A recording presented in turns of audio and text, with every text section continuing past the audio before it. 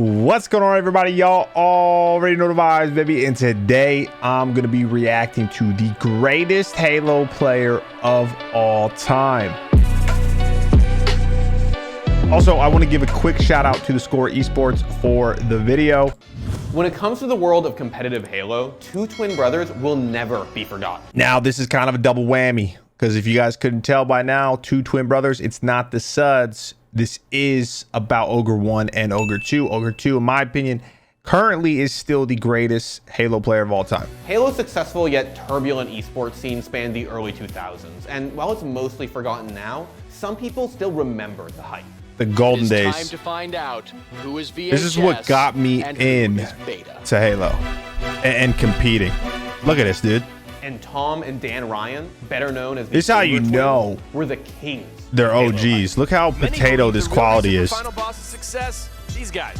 Bro, can we talk about how they were not only the best, but their name was Final Boss? Like, you can't write that any better. The Ogre twins, the 20-year-old pair from Pickerington, Ohio, have been dominating the MLG for 3 years Though now. nobody I know lives in Pickerington, Ohio, so no wonder why they went pro in Halo. They weren't just talented. They were the undisputed best at competitive Halo.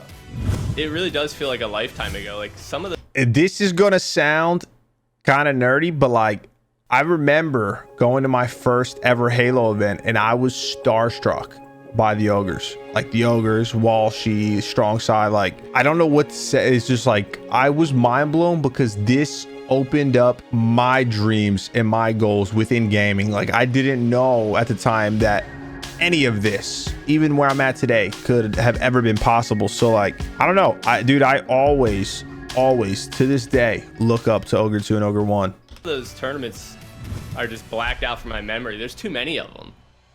Oh, okay, you cocky Growing bastard. up in Is that Dan or Pickerington, Tom? Ohio, Tom and That Dan was discovered Tom. Halo the way a lot of kids at the time did, on a friend's couch playing split screen. We heard about Halo through a friend named Chris Puckett and a couple of other guys on our school bus, our high school school bus. And, you know, he said it was way better than, you know, James Bond GoldenEye 007. My it's God. the best shooter, better than Perfect Dark, and we got to come over and try it. And we were always a Nintendo family, so we didn't have an Xbox. You know, after we went over there for a few weeks, we quickly surpassed his older brother. What, they and just then, slept in his crib? You know, Puckett was still pretty good throughout all of Halo 1, but we passed him up pretty quick as well. Tom and Dan took to Halo immediately, and within a few months, the identical teenage twins weren't just dumpstering the friends who introduced them to the game, but also university students at local tournaments a few hours away. Yeah, we were noticeably the best in our group of friends and locally. That's how it we heard always about begins. A small tournament at Ohio University. That's how it was with me. 2 I hours away. played because of my brother and his friends, because they wouldn't let me play for the longest time, and then I was able to play, and then I got to a point where I was just way better than them, and I was like, what's next? Now what? You know, and then that's how I found out about MLG and, you know, people from all across the world going to one local place and competing for money. It was crazy. Through some of our older brother's friends who were going there at the time, and it was just being held by one of like the associations there. And we went there and there was like 25 teams or something of just all college students and then us. And they robbed them. Basically when we And they robbed them. realized like how good we actually were. Playing on Team Shoot to Kill, the duo continued to gain competitive experience at tournaments organized by the fans, including the highly ambitious Halo 50K series. Alex, going on! Going on! Alex! You're so busy listening to his running riot. Pay attention. Dude, back then too, like, you were really right next to each other. There weren't any headphones, no JBLs, nothing. So you heard every little bit of shit talk. For the most part, original Halo tournaments revolved around 3 competitive formats: 4v4, 2v2, and free-for-all. Tom and Dan I always were dominant loved at FFA. all 3, especially 2v2, though it wasn't considered to be as important at the time. This quality They were is so potato, dominant man. that they never lost a Can we get single some- 2v2 match while playing together. Not a That's single insane. one. They never lost We went one to, 2v2 you know, our match. first handful of tournaments together and dominate everybody. And then after that, obviously we were really good friends with our. Can we talk about that? They never lost one together. I mean, they obviously are cheating because they're twins, so they got that like twin telepathy, but like, still pretty impressive. 4 versus 4 teammates. So we would split up, and one of us would team with each of them. And I would say like 90% of the time we were meeting in the finals versus each other's teams. And so it was usually still getting first and second. I think there was 1 or 2 times when one of our 2 teams got like third, fourth, but I think the other one always won the tournament. So you can make all the twin telepathy jokes you want, but dude, I missed the other played to a T. Tom was the golden days, dude. The map and making decisions on the fly. Like early MLG, play was just as high as his brothers. Nothing. It was ahead of its time. It was so far ahead of its time. Understand his opponent's moves before they even made them. 2 disparate styles that, when put together, were lethal. We always did say, like, when people asked us, like, it really was like I always knew what he was thinking or what he was going to do. Yeah, but I told you they're cheating. Growing up, being twins, always doing everything together, we just have very similar mindset on things. But at the same time, I don't know, we always knew what each other were doing, but our play styles were actually quite different. No, I was trying to say that they weren't, or that they didn't have a competitive advantage. You know, at the same time, we had the same thought process. We knew what each other was thinking without saying it. But yeah, we played different. Not only were they mechanically incredible, yeah, but I'm not buying better that. Than almost anyone. And they were great at finding creative solutions to problems that most of the field didn't even understand. Anyways, we ended up getting third, but in the 2 versus 2 competition there, without timers, we were beating the guys on the dream team in the finals. I think it was like 50 to 27 or something. So they were.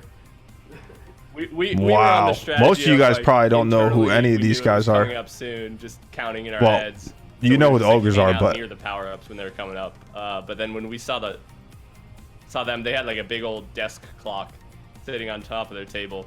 And as soon as we saw that, we went home and we found some digital stopwatches and we snipped off the bands. You know, they were like $5 or $10. Snipped off the bands and or they were watches, but they had the stopwatch feature. And we super glued it on the center of our controller so that we would have one right under our nose. What? We could start really Dude, easy they're with our tripping thumb for right as that. the game started. Dude, look how big the OG Xbox controllers were. The Ogre Twins and SDK came into the 2004 MLG season ready to dominate. And damn did they ever.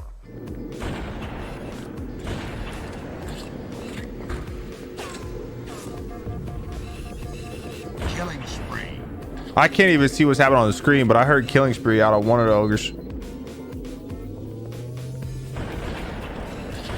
Oh, that ain't even right.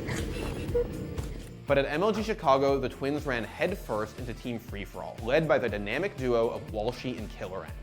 And a month later, Walshy and Killer... Bro, have you guys ever like been really good friends with somebody, or maybe not even really good friends, but like you know, you interacted with someone a good amount and then like they just vanished, or not vanished, but like you guys kind of split apart, whatever the case may be, and years go and you just like wonder what they do? Like I wonder like what is like Killer N doing, or Zios, you know, like, because I know who they are, you know, and they were obviously huge gamers. And like, well, you can't beat them. Now what? Now they're, you know, grown ass men. Like they might have kids. I don't even know. The Ogres went like what's Saiyan do nowadays? We all worked together so well. It was this great team of everyone could do everything, and we just had 4 of the most talented players, you know, throughout some of those years. Walsh is my guy. His neck veins was popping though. Look at this. Look at this. 4 of the 30 tournaments they entered, placed second at the other 6, and picked up 2 national championships.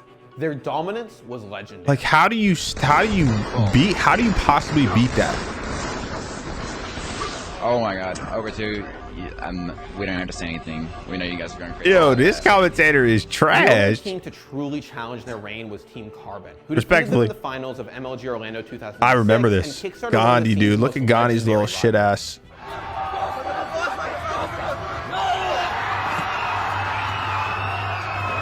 Oh, dude, I remember that. How many people can say before they turn 20, I'm the national champions at something?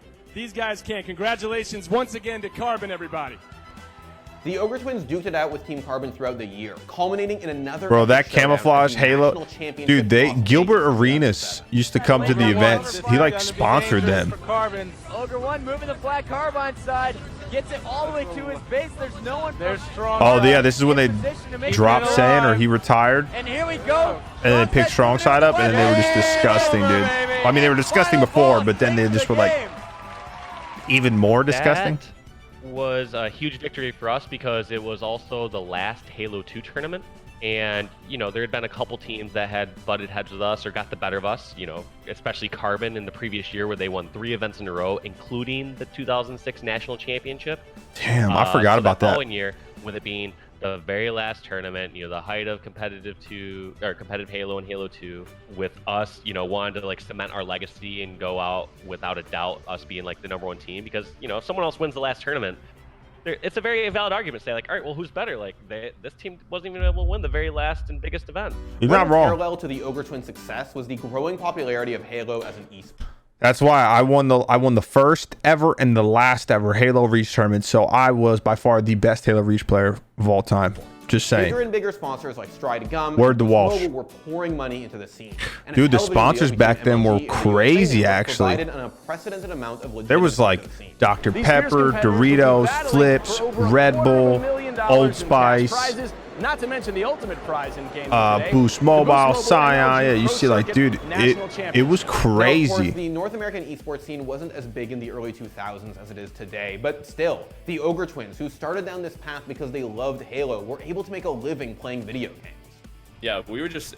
Bro, another thing, I know I keep pausing, but like, imagine if the prize pools back then were what they are today. Like, bro, Ogre choose net worth to be like 10 mil, dude. Entirely in it for fun, at least for the first, like... God won, what, 40-some events? Like 3 or 4 years.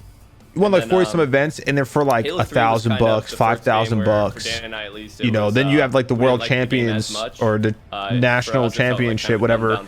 It's 25,000 or whatever it was, 20,000, 25,000 each. But it's like, on top dude, teams and able to make a lot of money. They would have made over like 2-3 mil alone. Mostly as a career. Obviously, still alternatives better than working a normal job. We love playing. Not on top, and then you had like sponsorships and stuff like that. But while Halo 1 brand deals, the Ogre Twins' peak, Halo 3 was the end of their reign. First, Final Boss dropped fan favorite. Ooh, I remember this. This is when I really started getting into competing in Halo. And subpar performances, Neighbor and Strongside left the team, while Dan retired from competitive Halo entirely and moved to Australia. Moved to Australia, had a kid. Like, the balls on that guy. He basically met a girl online and wanted to move over there, and you know, he didn't like playing and competing anymore anyways in Halo 3, so it was sort of just, it made sense to him. That has to feel so weird, dude. Kind of just like, man, like, yeah, what do you do? Find 3 teammates instead of 2, you know? It's like so much harder. Tom didn't have much left. His teammates were gone, and with them went his trophies, his wins, and most importantly, his brother. So it's not hard to see why the next year saw Tom falling out of touch with a game he used to love. So basically it was like I had to find teammates, and my connections with other top players weren't as strong as they probably should have been, just because I never saw a time when Dan's quitting and I'm still wanting to play. Yeah, he was that boy, and his team was that team, so like he didn't really need a network. And I'm like, I need multiple teammates. In his head, he's probably like, well, I don't need a network for all these other shitters. Like, we didn't have I'm the best. Roster change for so long that, you know, what do I do now? After some soul-searching and roster rebuilding, which included teaming up with I Got Your Pistola, a legendary Halo player in his own right, Tom came to the 20th. One of the best Halo players of all time, bro. Ola. Ola's the hardest kill I've ever had to go up against. In Halo and Call of Duty, it doesn't matter. Oh, this is me losing. I got second. SQ, let's go. Tom's success carried over to 2011, when he put together one of the greatest rosters to ever play Halo. The God Squad. It's actually crazy watching this, like seeing how long Tom was at the top, you know, and winning events. Like, we started this video with 240p potato, like I literally can't even make out what's happening, and now we've gotten to the point where the quality is 720. Maybe 480, 720. It's serviceable. We can see what's happening. That's all that matters. Tom won his 5th national championship in 2011, but the Halo scene was declining. He played the only MLG Halo 4 tournament in 2012 before stepping back from the game. And Halo 4 was trash. There was a lot of players that didn't play Halo 4 competitively. There was just some small grassroots tournaments for that. Felt that. I went back and finished my college degree that year. I went back full time finally.